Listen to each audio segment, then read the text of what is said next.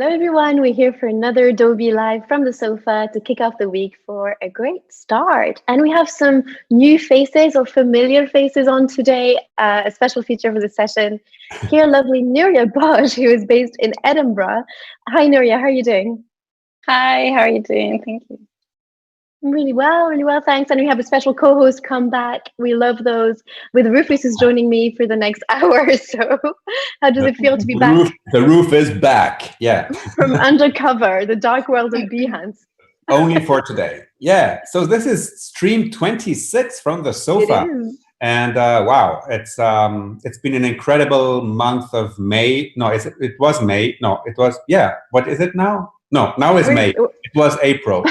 Anyway, it was a great last month with new guests every day here on Adobe Live from the sofa with UK guests. So this is a very special stream to me because we do stream a lot, of course, on behance.net/live from the US. But I'm really glad that we could get together and also build this incredible community that we have, rising here in the chat. There's already 116 here on the live stream, and and maybe Tim can post the link to our Discord channel because this is new from last week. We also have a Discord for Adobe Live UK, and that's where the conversation continues in between streams. So Nuria, welcome, and Emma and everybody in the chat. This is so great to be back. Great fresh start to Monday. This is awesome. Wow. I love this new energy. We are ready for this. Let's get started. Tell us a bit more about yourself. I just said you're based in Edinburgh. We had a Scott as well last Monday, so it seems to be the Monday streams. But yeah, introduce yourself. Tell us about your background a little bit more as well. Sure. So hi, everyone. Thank you so much for having me on the stream. My name is Nuria Boj, and I'm a Spanish illustrator and motion designer here based in Scotland. So mostly what I do is illustration work with animation studios, or I will create very unique illustrations for clients where I will add some animation to it as well. So I do a little bit of everything, but yes, really looking forward to sharing my process today. What made you move to Scotland? So I just got the opportunity to go into Napier University. So I just decided that was the right move, and I was really excited to see the city because it was so beautiful, and I got to meet so many amazing people on the way. So it was a great opportunity for me. And then what did you? I will stay here. Yeah. Yeah, that's exactly what I thought I would do in Edinburgh. So I completely relate. What did you study at Napier? I studied graphic design, so that's my background actually. And did it make sense for you to go to Edinburgh for the creative community, or what drew you to going up to Scotland? So I just went to one of these open days that they do at university. I remember it being such a cold, windy day, but I just fell in love with the architecture and how I felt when I arrived.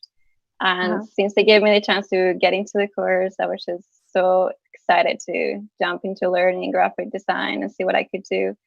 And then I think it's been like almost 7 years, so I've never left ever since. So it tends to happen very often here. I'm sure you're going back to Spain for some sunny breaks when you can, and escaping from cloudy Edinburgh. Sounds great to me. And so how did your career grow from, after university? How did you jump into the creative community in Edinburgh, and what are your thoughts? And obviously you stayed for a reason, so how did that grow? So it kind of everything happened very spontaneously. I've never kind of really planned how things will play out. I just had the mentality of do the best I can with what I have at the minute. So I really enjoyed university, the types of projects that I got to do, the types of people I got to meet. And it kind of led me into the other areas that I never thought I would learn. So I started learning animation just because I knew that the next year we will have animation class, and I had probably nothing else to do during that summer. So I just got into online classes and started learning from there. And probably that was the best decision that led to the start of my career, because that helped me to later on get a job as a junior motion designer. And then I decided to do only 3 years at university, so I didn't do the 4th year and, you know, the final project that you tend to do there, which I guess I imagined that I'm really curious what I would have done. But on the other hand, I had a job as a full-time motion designer in this small company here in Edinburgh. So they're like a design studio for branding, but within their team, they have a secondary team where we're like 3 individuals trying to make animation work and to come up with creative ideas for client projects. And I think that environment kind of really helped me to grow, because we were such a small team that I managed to get my hands on so many aspects of a project, from managing to client communication, to going into a recording studio to record the voiceover, which is something I've never done before, and it's so exciting. It's so much fun to do, actually. I don't think many people get to do it, but and then I just learned quite a lot about animation. I got my hands on 3D as well, which was probably something that really influences my work nowadays. And then kind of just decided, kind of my way landed to illustration, just because I really wanted to create really amazing animations, but I didn't have the skills to make it look good enough. So I just spent a lot of time trying to grow my skill into illustration, and it kind of became a full-time job now, which is, I'm really, really lucky. Nice, sounds great. And are you mostly freelance now, or how's your day-to-day? Yeah, so I'm freelance, and nowadays I work a lot from home, of course, but other times I would just go to my studio and just go there, you know, focus mode and get into the work. And I'm really lucky to be able to just take my dog with me, and just, you know, so I don't feel like, you know, freelancing can be sometimes quite challenging. So it's nice to be able to also have a good community online where you can ask questions, and people is really looking forward to help you out with so many things. Yeah, so freelancing most times. And are you part of any kind of creative? Yeah. No, I just see a lot of people in the chat right now, and I just wanted to say hi to everybody, and also make sure that if you're watching this on YouTube, that's perfectly fine. But if you want to participate in the chat and ask Nuria and Emma some questions, come over to behance.net/live. And also, we're here every day from noon to 1. So those of you who are new to the stream, just know that we're here for you every day of the week. Sounds great. Every day, you know, a bit of energy. We were just talking about this at the beginning, and we already have some people who are asking about what we're covering today. So Kirsty's already on it, who's saying, you know, it's Photoshop today. So tell us a bit more about our little session and what you've planned, Nuria. So sure. So what I've planned, actually, I thought it would be interesting for people to see how I tackle the process in illustration, how I do things, hopefully get around the questions that people mostly ask me about online, and just hopefully, I really hope they can take inspiration and learn something from what I do. That would be amazing. So yeah, I have an illustration ready to show the process. I'm really excited about that. It looks awesome. But let's cover a bit of your kind of projects, what you've got on there. I see you have your Behance portfolio open, so let's get into this. If you want to share any bits to get started. Yeah, of course. So there's like a mix of personal work and client work. I'm really fortunate to get to work with animation studios for designing the style frames and look and feel of their animations, which is probably one of my favorite things to do, because you get to work in teams and you get to work with other designers, and it's just a really nice process where you can learn so much from each other. So I have here a mix of things. So this is my early work. I create like a lot of, I've been looking to create some illustration from some Google content as well, with Snow Day Studio in New York, which I'll probably open up.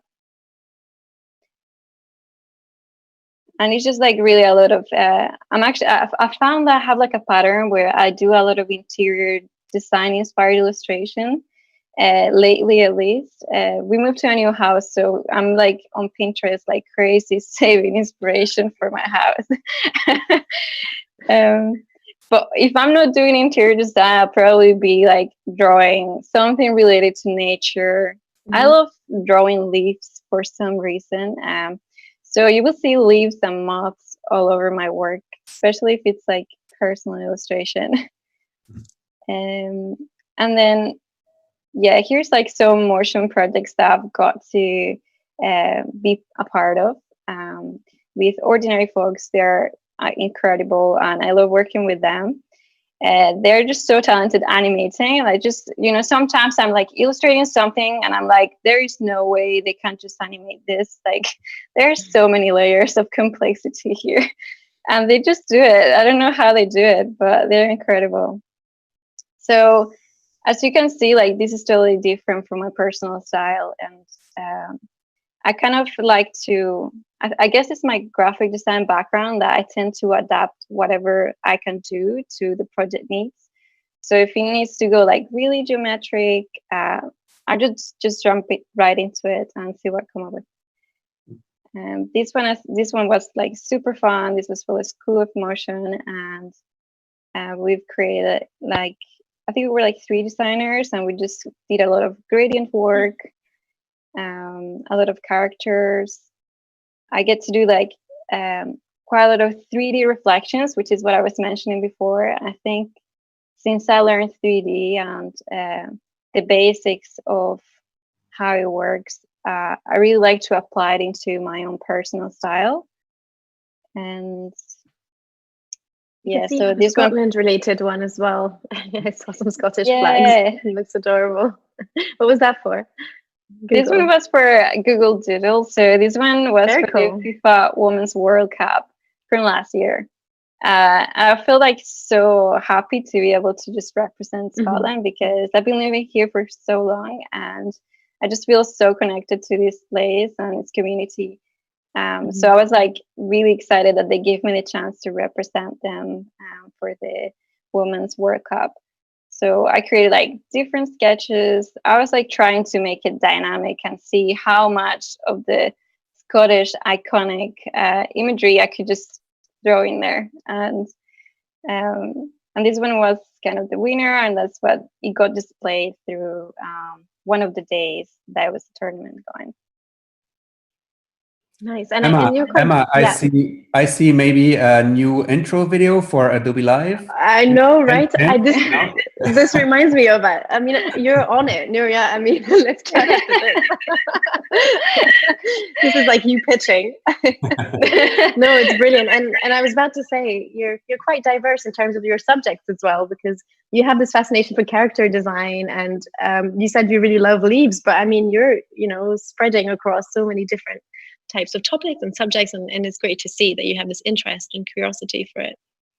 Yeah, I think I have like this rule that I don't let style stop me from trying new things. I feel like when I put myself into uncomfortable situations, meaning like, you know, briefs that I've never done before or things I haven't explored yet, I feel like that way I grow faster, and then I'm able to apply it in my own way. So that's why probably with client work, it tends to be a little bit different. And then with my own work, I apply whatever I learned from that project and take it and see what I can do. So it keeps me motivated and really inspired all the time, I think, which I guess is my way of keeping proactive about what I do and trying to come up with something different and hopefully unique.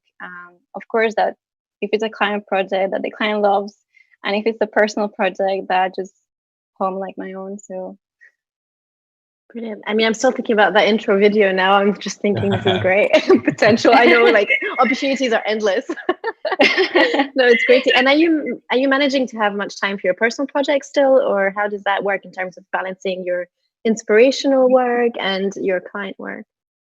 So it really varies, because sometimes there's just lots of work to do, especially with motion design. It tends to be like long-term projects. So it will take you like a few weeks working on that specific project. Of course, if after that you have energy and I have energy to do something personal, I'll definitely jump right into it. I find if I like do some personal work in between, it keeps me motivated not only for me but for my client work. So it's always healthy to make room for that. I would love to make more room for personal projects, to be honest. I think I would love to kind of analyze what I've been doing, see how I could take it further, and just kind of recharge batteries for the next round of client work. Well, before we move on, I just want to say thank you in the chat for answering, my question about how you are doing. And I'm glad to see that everybody's pretty much coping and being creative and finding solutions to to either being furloughed or being locked out on lockdown or these changing things. But from what I see, everybody's coping quite well. So I'm very, very glad to hear that. Thank you. Yeah, we can also see some people giving you great compliments on your portfolio. Sandrine is saying that your portfolio in itself is wow. So very straight to the point. Everyone's approving of that. And we also have some Scots joining. Brian from Glasgow, who says it's great to see more Scottish-based designers here on Adobe Live. So yeah, loads of people joining and asking about today's session as well. So we're going to be talking a bit about your work, obviously, but you're also going to get diving into, also your work itself and giving some tips and how your creative process is managed. So more to come, guys. Stay tuned. We're going to be covering a lot today. Was there anything else on Behance you wanted to cover, Nuria, before we move on? Yeah, so I think it would be great to kind of show the latest project that I've done, which is came in right timing, I would say, because I had the awesome opportunity to get to design these for Adobe as well. So these were like animated illustrations for that kind of tackled the idea of creativity that gives purpose to intelligence, and it was just meant to be used on this article that talks about that theme. So it was like a great opportunity to kind of see how I could mix these organic waves into geometry and make it data driven, but also try to come across it being creative. Like I guess how I planned it, it was like organic creativity and geometry data, and see how I can come up with interesting compositions to make it work. So I don't get to do animation very often, so I was really excited to jump into this one, because although they were looking for something really subtle, it was just so much fun to get to add motion to what you design, and it always kind of enhances the message as well.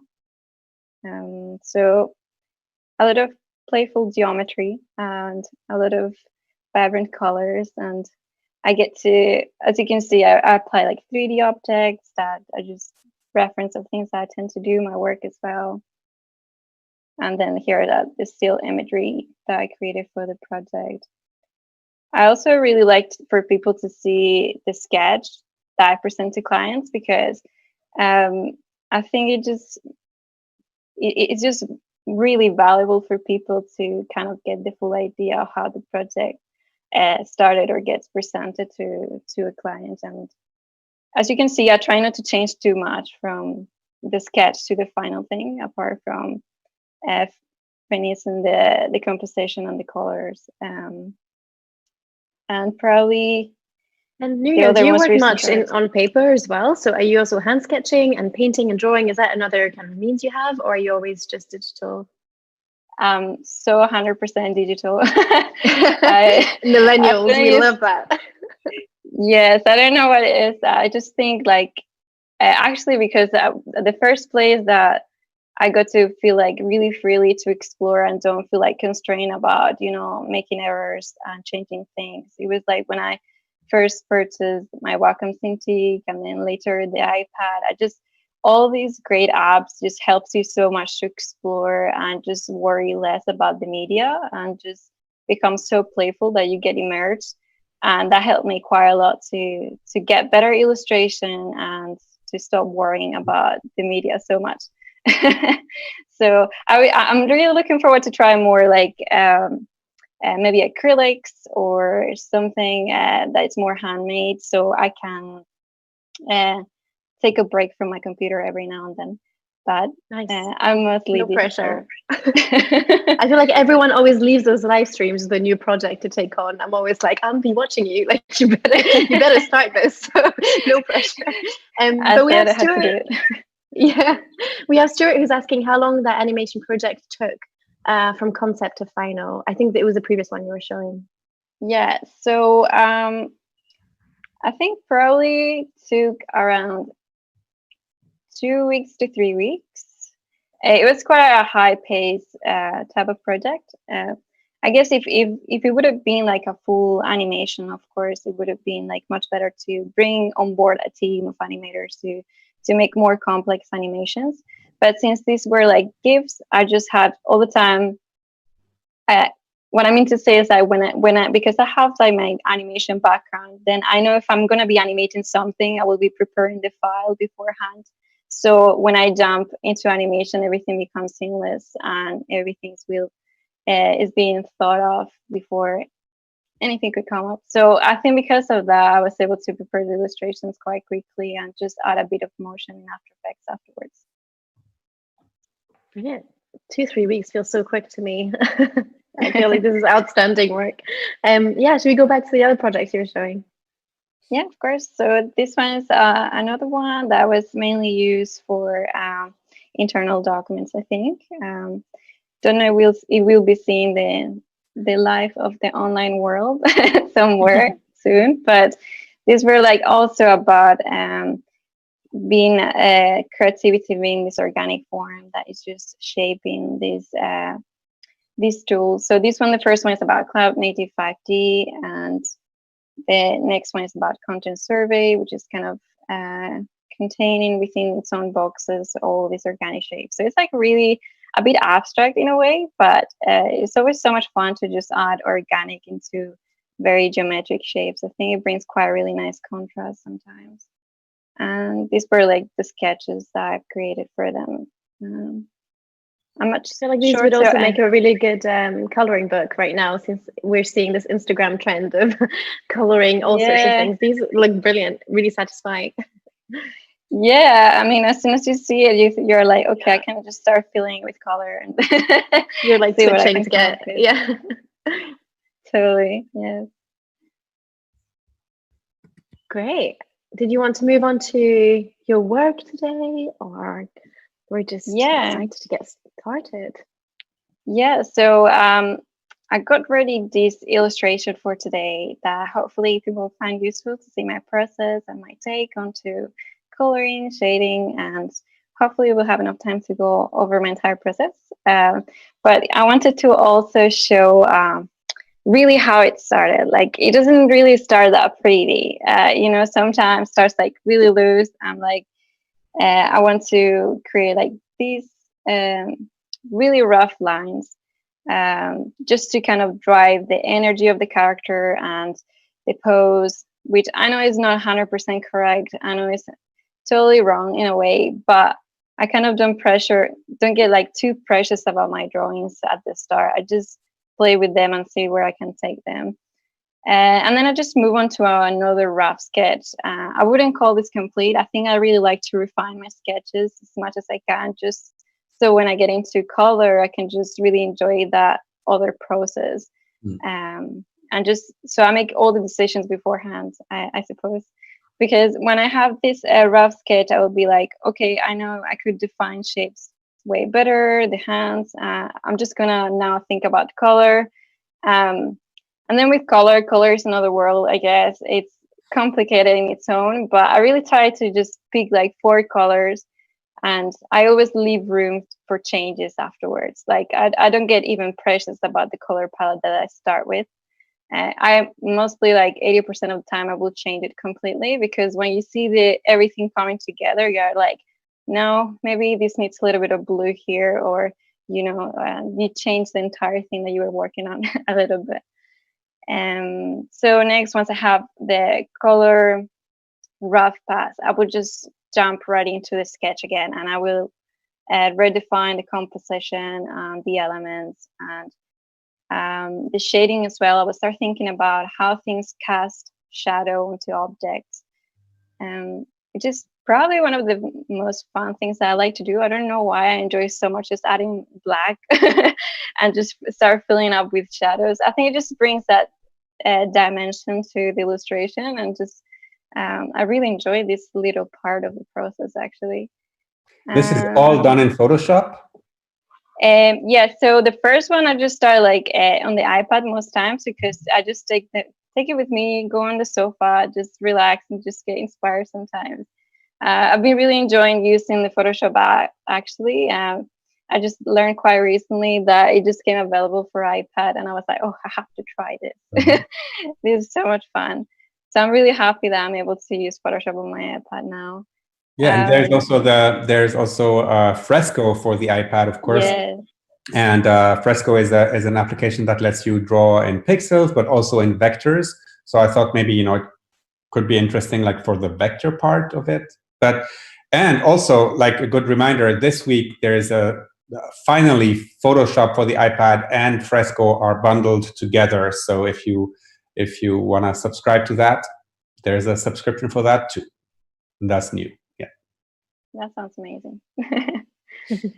Fresh news. And you always work with those kind of bold colors as well. You were just talking about this, but I think the shading would be so much fun because you have this kind of bold and really energetic palette you pick from, and then you can add so much to that. So is that something you've always done? Or?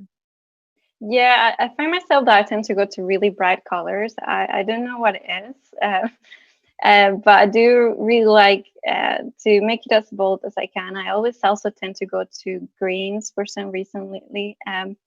But I think it's just when you start like adding lights, adding gradients, I lead my way organically into adding just really bold colors.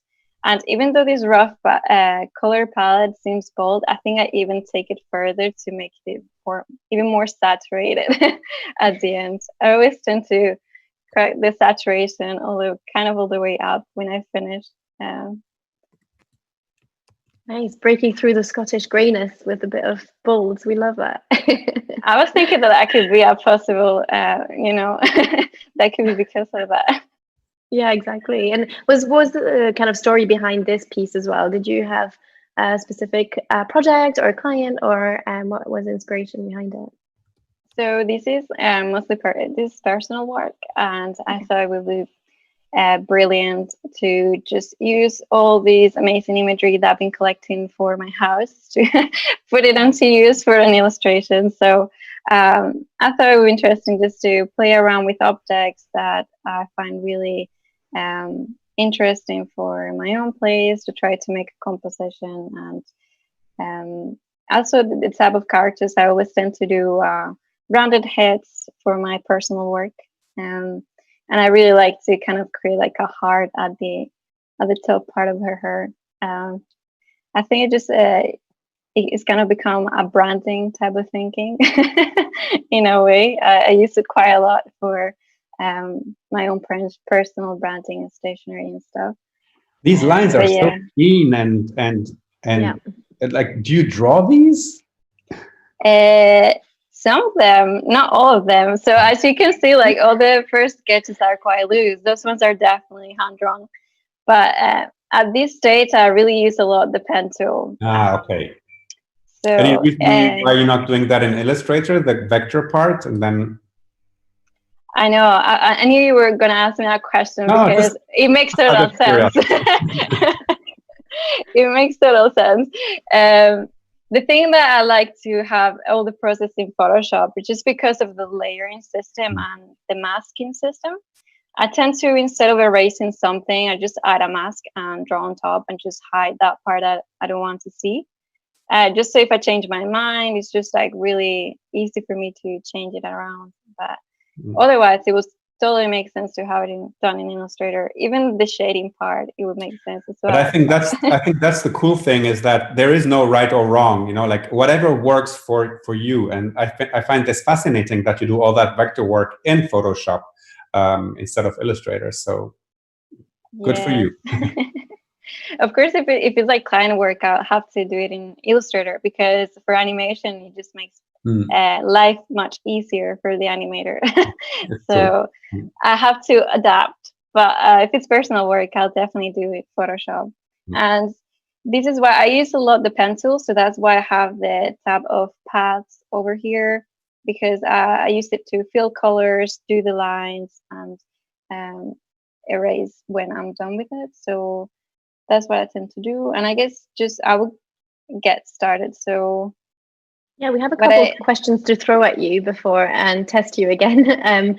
Beth is asking, do you hand draw your initial idea? So we answered that one a little bit earlier, and you said that you do everything online, digital. So you have a tablet, right? You said an iPad you're working with? Yes, that's correct. I mostly use the iPad, or if I don't have enough time, I would just easily jump just straight into Photoshop. So I use both ways. Yep. Yeah. And Beth was also asking if you use the paintbrush or the fill tool to fill certain parts of the drawing. So you're going to be showing us a bit more about that process, right? Yeah, that's correct. I sometimes, if I'm mostly do use the pen tool and then just fill the color with the very useful tab that I have over here on top of my layers. Or if I get like a bit tired of the pen tool, I want to do something more hand drawn, I would just use the brush and then just fill in the color manually. I also find interesting to not have it super perfect or super sharp. So I will just sometimes just use a brush. Some certain parts of the illustration will be a little bit like with more texture to it. And Stuart was also asking, do you think of geometric shapes when drafting a concept or layout idea, then add shapes? Yes. I think it's just something because I had to build models in 3D for quite a while. I think it's just something that got really useful about thinking about the volume, the material, how it's interacting with other elements in the room. So I think at the very early stage, so at this stage, I would not think too much about it, but definitely when I'm here, I'll be like seeing how far behind an object needs to be from another, and how is the geometry of their object. So I'll always keep it in mind to answer your question. Yeah. Right, go ahead. Let's start. Yeah, so just normally just take the sketch and just look it down and just turn down the opacity, and then I would just start like creating everything on individual layers for the characters. So I think that's probably my animation background, just keeping everything separate. But later on as well, for shading, it just makes sense to be able to lock down the alpha channel of a shape, so you can start creating other lightings and shadows on top without actually messing too much with the shape that you're working on. And just for Steven, who's asking, I've heard people say on streams that if you have CC, Creative Cloud, that includes Fresco Premium. I have the photography package of Creative Cloud, but can't access the premium features of Fresco. That is because the photography plan is actually a subset of Creative Cloud, and Fresco is not included in that subset. Sorry to say, but that's how it's designed. The photography package is truly for photography and never contemplated illustration in that package, really. So that's why you don't get the premium features of Fresco in the photography plan. Just wanted to make sure that was responded. And yeah, and I love the way, Nuria, how you do the how you use very few vector points. You have been taught well. Oh, thank you.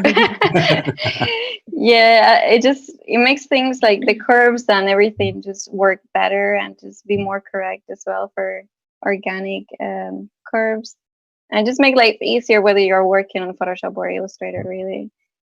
I think the way I really like to use the vector, the pen tool, is just because once you have roughly set up the shape, you can still shape it before creating the filled color. So that's probably why I use it so much all the time. When Carrie, you've downloaded Illustrator to draw for animation, it's throwing you off a little with its difference to Photoshop. Yes, they are very different beasts. And remember that that both Photoshop and Illustrator were also bought from different companies. And over the years, of course, we've tried to make them come together, be more similar and everything. But yes, there are still some differences. And yeah, Illustrator is truly a vector application, and Photoshop is the pixel one. But I love how Nuria is actually bringing together the best of both worlds. Yes. I tend to work in really high resolutions on Photoshop, just because then I can get like super close to the elements in the scene, and I love adding so much hidden detail that you have to kind of stop and look for a while on an illustration. So working in high resolutions, I find it really useful for those type of things. Also, maybe something that I do sometimes when I work like in two separate screens. So because I have like my Wacom slightly tilted, I cannot see the straight perspective of my drawing, and I find that sometimes that can lead to uneven perspectives on drawing. So what I tend to do is actually go to Window, Arrange, and then create a new one. And that would just create another one here that would just drag to the other screen that will have flat view constantly while I'm working on my Wacom. What a setup. And are you seeing a lot of your work printed? I would love to see that as well. Or how are your clients mostly kind of using it, only online again? Or so it's mainly online or animation, so it's not really printed, but yeah. I would love to get the chance to get it printed. And I was hoping to also, before you know, the situation with the virus, I was going to join an exhibition here in Edinburgh with a few other artists, local artists, and I was hoping to create something that will be printed. And I was just really excited to see how it will come up, because I'm so used to seeing it on the screen that sometimes there's just something nice about paper as well that just make things just pop and feel so different. Yeah, and working with the colors as well, I think it would have a nice impact.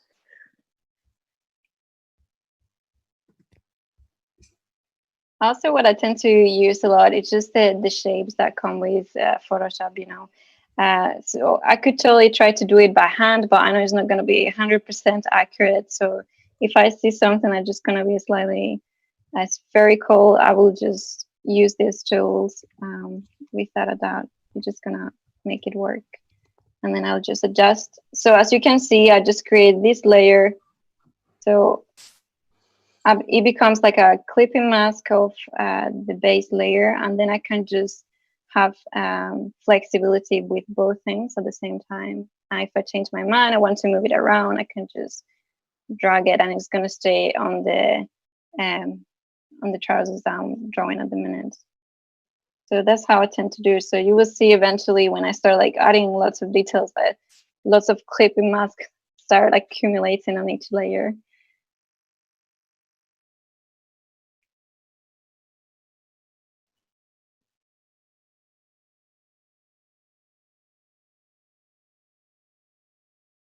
How large is your canvas? How many pixels do you usually work with?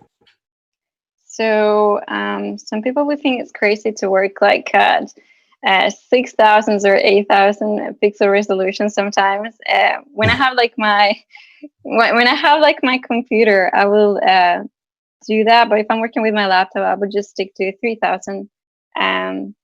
Also, it's really useful for me to work around 3,000, even if it's client or personal work, because sometimes you will start with a project that's meant to be just HD, and then it becomes it has to be 4K, and then at least you kind of have it a bit more ready if that change happens later on. So yeah, it's always good to think future-proof.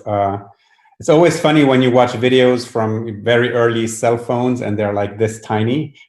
Yeah. On your screen, you know. Yeah, I was going through my hard drive the other day, and then I will see photos that we were taking from these really old Nokia. They were just so tiny. I was like, well, at least I can recognize myself there. Yeah. But the dimensions were like really ridiculous compared to nowadays.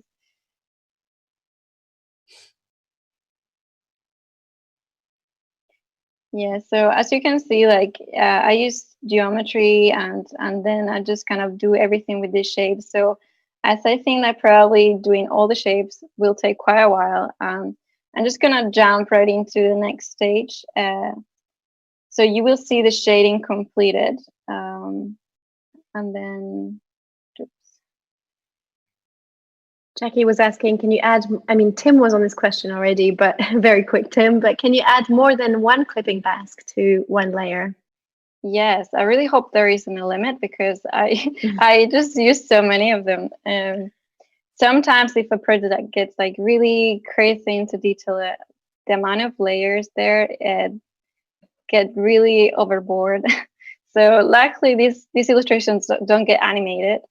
But otherwise, a clipping mask, I don't think there is a limit. They're just so useful as well. So this will be the illustration completely shaded. So it will be just the use of the pen tool and the use of geometry to create the correct shape. Sometimes I would just try to do it myself, but it just makes so much sense to just use the tools over here. Yeah, that's right, Jonathan. Improve your penmanship all the time. I mean, it's also very like Zen and meditational. Like to go click, drag, click, drag, click, drag, click, drag, click, click, whatever. And then it's like soothing. Although if you check out Illustrator, there's like a whole bunch of new tools that we've developed for drawing vectors easier, like the curvature tool, like some other, like even the pencil tool is super cool to just follow along and makes perfect vectors without all the jitter and stuff. It's well worth checking out. The pen tool, of course, and I don't know if many of you know that, but when I got my copy of Illustrator 1988, actually it came with a videotape. With a videotape where John Warnock, one of the founders of Adobe, actually explained how the pen tool worked. And if you go on my YouTube channel, you can actually see the whole video series that came in that box. And it's quite fascinating to see that somebody had to create a video for first timers to know what the pen tool is and what it does and how it works. Yeah, I also remember my very early days with Photoshop. I was just like a small kid, and my mom, she used to create like GIFs to put online, and she just will show me how, you put one image after the other and just creates this wee animation. And then she just like really helped me to get to learn about digital tools, and Photoshop also was really there from the beginning as well, which is really nice to be able to continue using it nowadays. So that runs in the family then. Is it your mom who inspired you to get into graphic design? Or oh, nice. In a way, like she doesn't do anything creative related, but she's always been a person who likes learning about computers, about what you can do with them. If you can illustrate something or make it move, she would just learn how to do it and save that tutorial for later. So I think she's saving me like a huge library of really old tutorials from Photoshop as well. So it will be interesting to see one day. So I really like to paint the lights, sort of say. So I would just use lighter tones of the same color most times, and I would just see how I would cast shadows. I really like to add curves, so it feels a bit more organic and less straight in a way. And I also help myself most times from gradients to see like the leg will kind of bend over here. So I'm just slightly suggesting that the knee is over here. And then, of course, this point will have some light casted as well on top. And Adam is asking, how did you create the shiny ball? I'll show you. It's really fun. It's honestly like a super layered mix of blurred layers, to be honest. Let me see. So if I'm here, so sometimes if I'm like working too many layers, I will just auto select and just run, just click, and then it will just straight select the object that I want to be working with. And I just unclick it. So this is how it's done. So it's about like thinking about how many things reflect onto that object, really. It's about thinking how glass works. You know, general terminology in 3D will be the index of refraction, the reflections, the specularity. But of course, that translated to a flat illustration is just it's way more playful. So this would be like, I would think that there's a shadow from the leg, from the foot coming onto the object. So that would be that layer. And then this layer will be the reflection of the stool where she's sitting.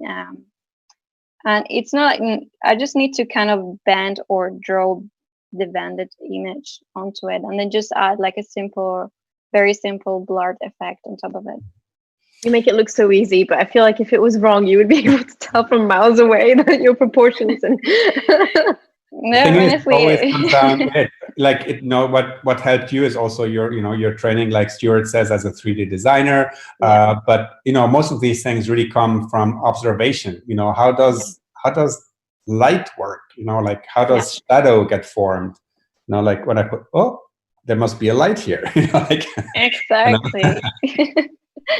Yeah, that's how I tend to like think all the time when I'm shading. And I think glass is one of these materials that you can never add too many reflections into it. So I always leave them to the end because I get so distracted with just adding things on top and making reflections everywhere. Because if you imagine it, a glass reflects the entire room, so you can go crazy with it a little bit.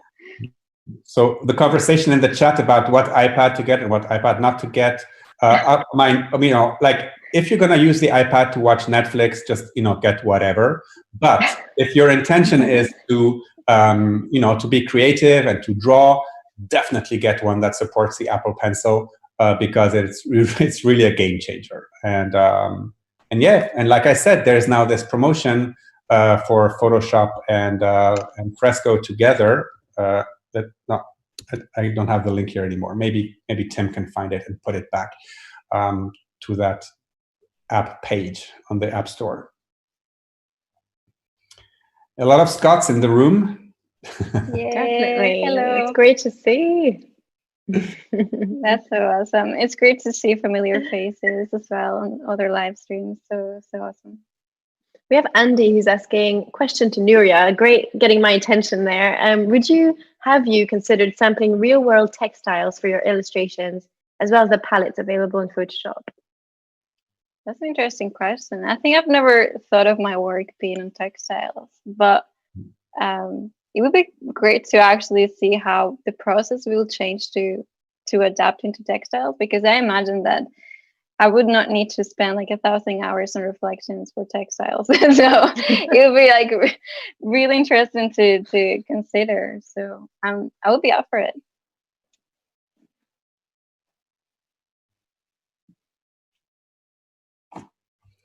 And are you on a Mac or a PC? So I'm working on a Mac, MacBook Pro at the minute. You know that you can change the size of your brush simply by pressing Control Option and moving your cursor up and down. Control Option. Yeah. Oh, no.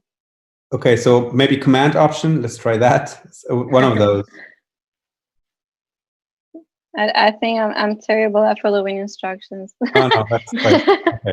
Anyway, like because I always see you open the brush window to make it bigger or smaller. Yes. So you can do that directly on the brush simply by pressing Control and Option. Oh, that would be so much useful. The thing is that when I try to, for example, my artwork, when I do. No, I think you were there. You were there. Look, with. No. I just have it on my right click on the okay. pencil. And I also use like gloves all over. So like, Tony Harmer in the house. Hey, Tony, our Friday guy with all his tutorials. I don't know what's coming on Friday, Tony. But Tony also says it's Control Option on the Mac and Alt Right drag on Windows. Yeah. Tony always there to save the boat with shortcuts. We have some great comments as well. Richard is saying the color is lovely, a sense of celebration. But I also like the retro look of Nuria's sketches in line. Look forward to Nuria's animated intro to Adobe Live. Rufus, you made a mistake. What have you done? No. Well, then it all comes down to budget, you know. Ooh. I'll be up for that. And then we have people who tried the control and option trick and said it works. So. Yeah, it's just me following instructions and my hands don't cooperate. There's nothing wrong with it. So I would just all the time like create a mask, just so when I create the reflections, just to stay in place within the object. And let's create some shiny over here. And then these foot.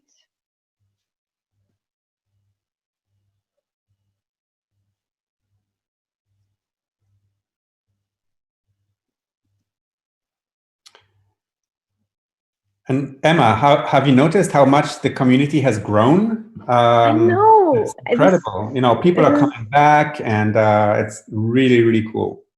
It's amazing that we're here every day and we're seeing just as many people, if not more, every day who are just here having a chat. It's just wonderful. And I love to see the UK folks who are, you know, happy to get involved and ask questions and join our artists. So we're doing this, guys. We keep going. Yeah, we're well over 60 people already in our Discord. So that's really, really cool. The Discord, so we want to keep chatting. It's our way to continue chatting in between streams. You can ask questions, show off your work, you know, talk with the guests. It's pretty cool. Oh, there we go. Tim is ever so fast at pasting in the links. Very good. This is amazing. Always on it. Always on it. Yeah. Yeah, so we have a full calendar. I mean, with this is no matter what day, month, all summer, we'll be here having a chat. And Rufus or Stephanie and myself are always here getting our artists tested, but also sharing their worlds. First time in the stream. We have more people, new people. We love it. Checking out Discord, great. It's just so nice to kind of, even when you're like a freelancer, just to hear all the people working in the background. I find it like it kind of puts you in this working zone for some reason. It reminds me to when I was back in the office and you would just hear and feel people around you all the time.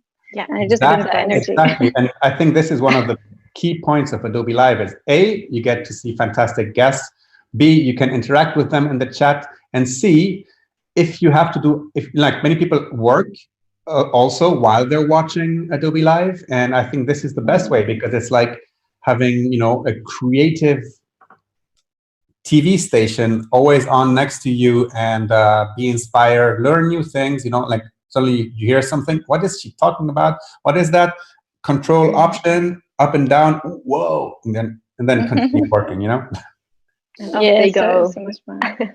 And also everything's available on replay. So if you're ever missing a bit of connection mid-afternoon, you have a bit of a slump, make a coffee, watch on replay, and we're always there. So if you're not tired of our voices, but yeah, you can fake a live stream. You just launch a replay and, you know, no, it's happening now. You know, I feel in my comfort zone. Rufus is here, Emma's here, Nuria's here.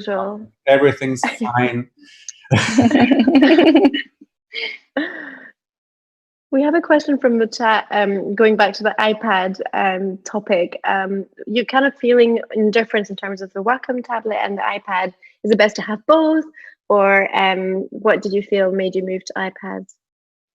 So I started with iPad at the beginning. Well, I had a Wacom first, but I think the tablet is what gave me more freedom to play with things around, and also more flexibility for me to move out of my desk. But I do find that I can start on my work with a project from start to finish, whether on an iPad. I kind of like to have things on larger screen and have two screens at the same time, and just being able to bounce from one to another.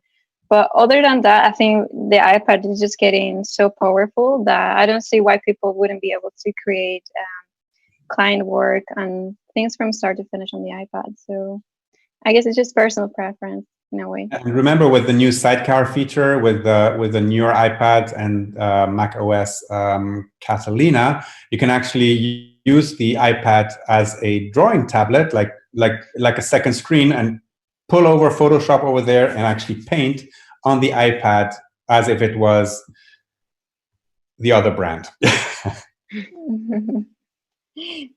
Yes, I used to mirror a lot my iPad with my laptop all the time, especially when I was taking it to work. You just made the process really quickly.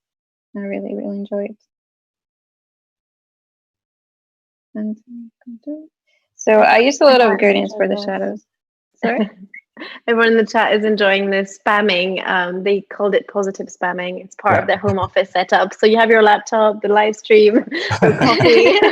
This is part of like the checklist. One thing that I did in Germany sometimes, Emma, and maybe that you could do that too, is like ask, in the chat, everybody to like invent a hashtag like Adobe Live from home, something like that, and ask everybody to post pictures on Twitter or Instagram of them watching Adobe Live. We don't have time to do that now, but it's always a very fun experience to see all of you from the community here.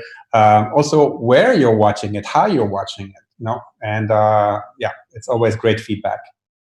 Definitely, I'll be joining in, especially for the Fancy Dress Fridays. So you dressed up, us dressed up, and all these home office inception moments. Yeah, love that. Remind me never to stream on Friday because this is when you'll get invited. I mean, Stephanie loves it too much. We have Sandrine saying hashtag Adobe stream from the sofa. There you go. We're on it. There you go. Yeah. We can always rely on you in the chat. And those of you who are asking about Stephanie's well. She's taking a day off today, so all is good. Stephanie will be back tomorrow. She will. And we interrupted you, Nuria. I'm aware you were going to say something, and we just got carried away with and Jackie, of course, I'm not saying that you have to learn Twitter too. Actually, I always forget. Let's do it on Discord. So we have one place. Yeah.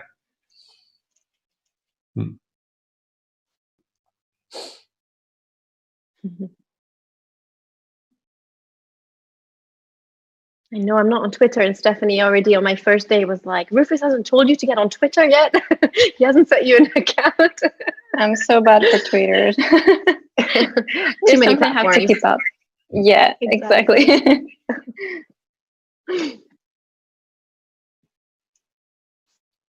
Yep. So why are you on now, Nuria? We skipped a little bit, so get us back to your work. So sure. So I'm just like completing the highlights. So painting with color.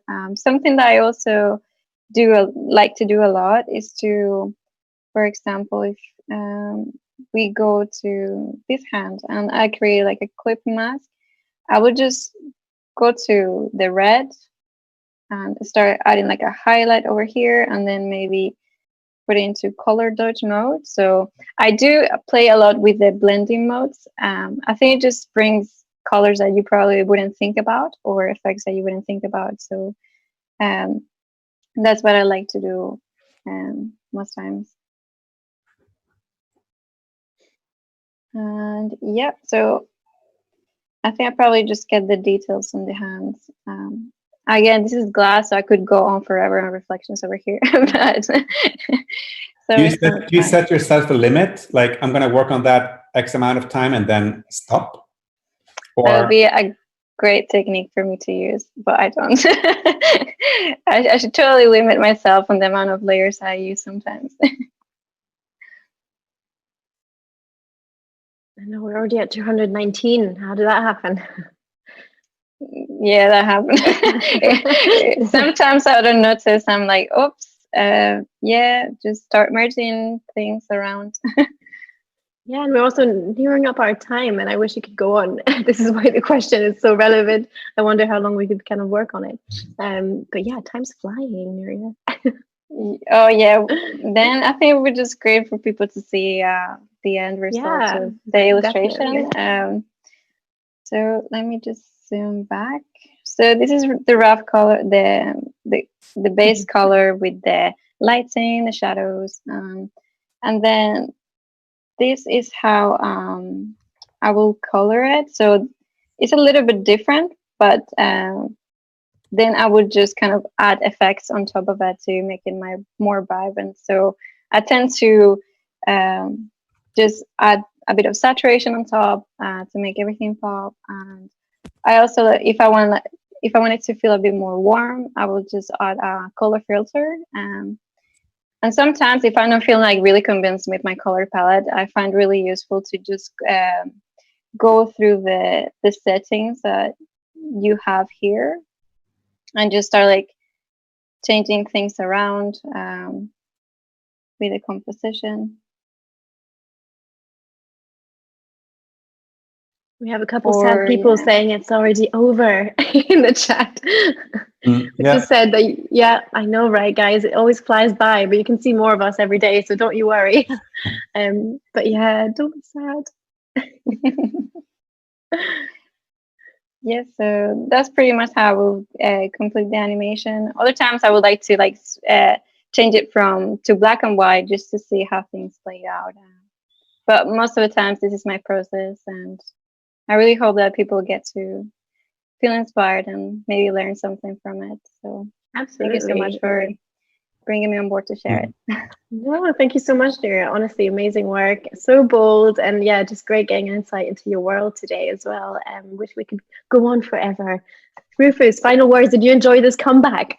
Absolutely, absolutely. I enjoyed every time, and I'm so glad. We just hit the 1,000 viewers view on this stream just now, and that means to me that we're doing something right, Emma, and that that these streams actually are inspiring, and that we are with you, the community, every day from noon to 1 with UK artists. And of course I do that in Germany as well, and then there's the US streams.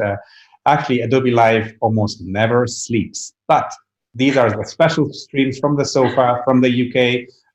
So I'm super glad that 26 streams a day we started this, and look where we are now. I love you, community. Thank you. Thank you, Nuria, for joining us today. It was super inspiring to see your workflow and your use of Photoshop. And Emma, your last words.